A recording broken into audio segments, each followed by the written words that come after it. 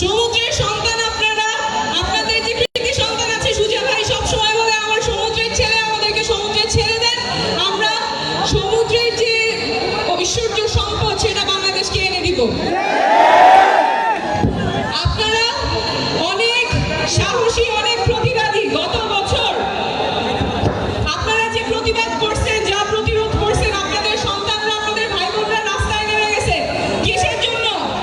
আপনারা নাকি পরিবর্তন বুঝেন না, আপনারা নাকি সংস্কার বোঝেন না।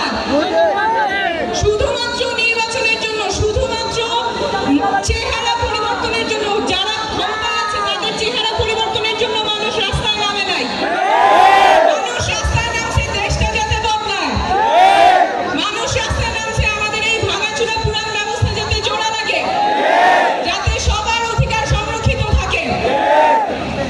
আপনাদের যেই সন্তানেরা রাস্তায় নামছে গুলির ভয় না করে, বুলেটের ভয় না করে, যারা শহীদ হয়েছে তাদের বিচার নিশ্চিত করতে হবে না?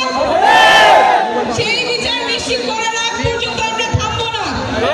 এই বাংলাদেশে যেই নিরাপত্তা বাহিনী, যেই পুলিশ বাহিনী আমাদের নিজের নাগরিককে গুম করেছে, খুন করেছে, তাদের সংস্কার হইতেই হবে এবং যারা এই অপরাধ করছে তাদের বিচারও হইতে হবে।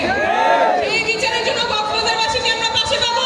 থেকে আসে আমাদের রাজনীতি যাতে আপনাদের রাজনীতি হয়, এবং এই জন্য আপনাদের কক্সবাজারের কৃতি সন্তান, আমাদের যুগ্ম সদস্য সচিব এস.এম. সুজা ভাই আছেন, আপনারা ওনার হাতকে শক্তিশালী করবেন।